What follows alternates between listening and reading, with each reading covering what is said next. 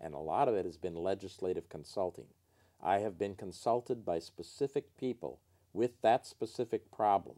I know very intimate, specific details. Will you do anything about it? Which I can't reveal because of the client privilege. Right, I understand. Okay? My However, question, will you will I do what I can? Yes. Will I initiate it? I have to be practical and see if I have others who are willing to proceed along that line. Okay. Because it is still, I'm that's not Don Quixote. That's an honest answer. I'm not Don Quixote. Let me, well, I know you don't have a magic wand. I don't either. Yeah. But I see this country is ready to go to civil war. I'm telling you. In many ways, you're right. Fred, no. In many ways, you're right. Listen to me. Yeah. There are people out there forming militias right now, and they're going to start killing people. And I pray it doesn't happen. I pray so too, because I think the people at the top, the Governor Moonbeam types, Obama types, Damon Dunn, who's already just about all but captured the nomination for Secretary of State, even though he only voted once in his life. The Republicans, you didn't know this, did you, Fred? You got two candidates on. You're going to vote. You're going to choose between Dr. Orly Tates and Damon Dunn. Damon Dunn voted only once in his life, but it was registered most of his life as a Democrat, and he's running as the Republican candidate. Now I ask you, I'm putting you on the hot seat. Do you think somebody that voted only once in their life and passed up dozens of elections as a registered Democrat, but now switched to Republican, voted last May for the first time just because he's got a real smooth schmooze, do you think he knows anything about elections, that he should run the statewide elections? I doubt it.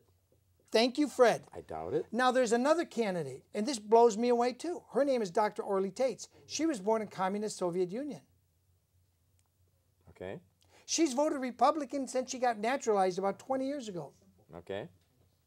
She's filed the lawsuit to make Obama show his birth certificate.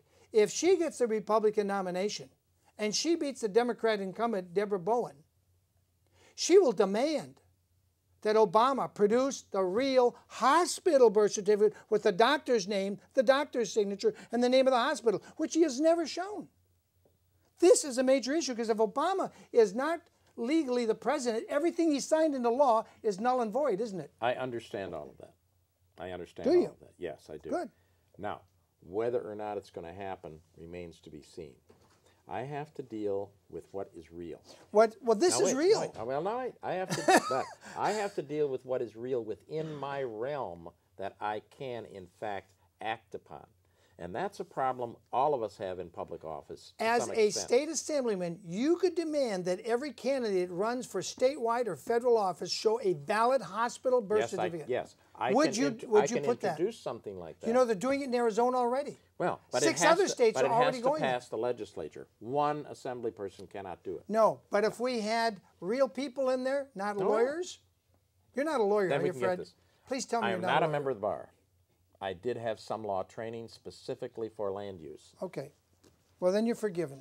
If you're not a member of the bar. Okay. Fred, I always give my people the last chance to... Well, I wanted to throw something out quick. Okay, go ahead. You want to talk about corrections. You've got to make corrections. You've got to do things. One of the problems in this state right now is that you can buy the state, or you can buy your own laws, and I think you know that. Yes, absolutely. It's called the initiative process. Yes. Now, the initiative process was instituted as a redress of grievances for the people, and that is good and should not be eliminated. But if we passed a law, which I would like to initiate, to make it against the law to be paid to gather signatures for initiatives or to pay someone to gather signatures for initiatives, we could bring it back to an instrument for the people and stop big money from buying it. Fred, I see your point. I see your point. But you know what? There was a good initiative that the signatures were bought, and that was the voucher system, to give people a chance to opt out. And those signatures were bought mostly too. Yes, there were a lot of people like me that went and voluntarily got the signatures, but most of them were bought. It failed anyway. But you want to know something? That initiative failed. There are good things that will be bought onto the ballot, but most of them are going to wind up being bad. I would agree with you, except we don't have enough representation. I've gone to Blakesley's office 3 times while he's been in office, have not seen the man except at a Republican function where he didn't have time to talk, just shake your hand and move on. I brought 3 people that had issues. The problem is the people that have issues cannot get any time with their representatives, which is why I believe Michael Warnken's right. They must increase the Assembly and they must increase the Senate too. Did you know he brought a lawsuit, federal court, to do that? Okay. It was in there a year before it's denied. I would consider any one of those proposals. I look at all the things that come across my desk in that regard. And if you take a look at my actual city card, I am the only member of that council who has their home phone and cell phone right on the card, because I encourage people to contact me. That's a brave man, people.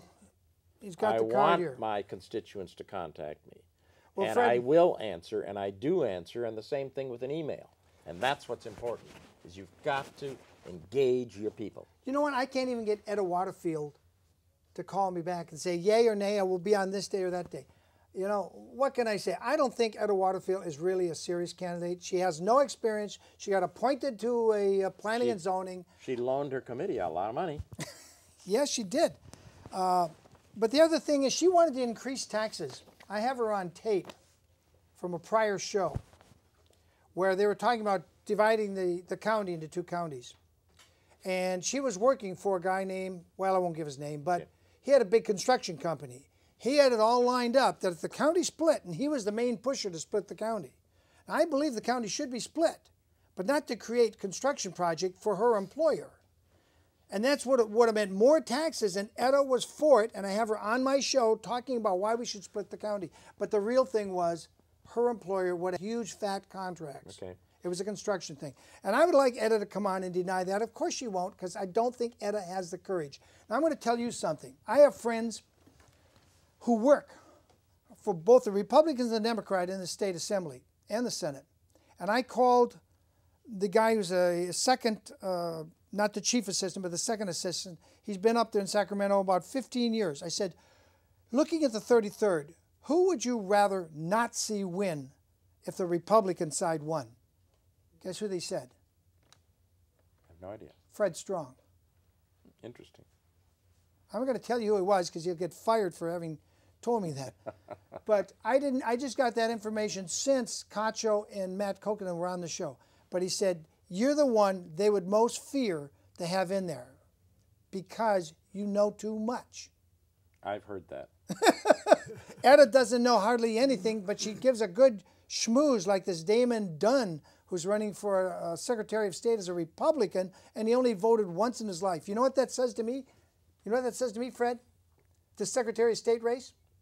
It says to me, the New World Order people, the Cheney-Bush people, the CFR type people, they are pissing in our face with Damon Dunn and saying, look, the dumb Republicans will choose him because he's black, he's a football player, he had a 4.0 average, he's good looking, and he's got a great schmooze line.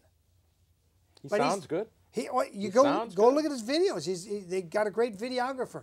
But he's afraid to come on my show because I will ask him, what makes you think you can run the state elections? You've only voted once in your life. And you want to be the... It's a good question. You know what it is? He's a shill because it's already logged on bootleg.com. I can't go that far. Well, Bootleg's a website from Stanford. Okay. And a guy blogs and interviews, a guy named Mark Devon. And I've got it on my videos. If you go look up on my videos, William Wagener people, you will see, and I've got it on my videos. If you go look up on my videos, William Wagener people, you will see I videotaped it. And he said in there, Obama is my hero. Now, he's running as the Republican candidate for the nomination to Secretary of State, and Obama is his hero. Now, do I like Orly Tates? No, I don't like her a whole lot either. I wish... Why? 30 million. It's our system. Our system gives us choices. But the choices aren't necessarily always good. I think, Fred, what happened is the Republican state chairman of California said nobody's going to run against this guy. Oh, really? I hope you're wrong. I hope I'm wrong, too, and I can't prove it. But of all the election officials from how many counties? 58 counties? Yes. Not one of them wanted to run for Secretary of State? Not one assistant wanted to run for Secretary? Only we have no Republicans born in California that want to be Secretary of State? There's very few of us that really want to go up and tackle that mess in Sacramento. Well, that's true. Fred, it's been a pleasure having you. I've got Miss Nightingale, who's running for governor of California. And thank you, people, for waiting. It's going to be worth it, but I got to give Fred the last 2 minutes. Oh, well, okay. Fred? That's not necessarily 2 minutes. I do want people to know that I have a website also. And that website is www.fredstrong.com. And go there.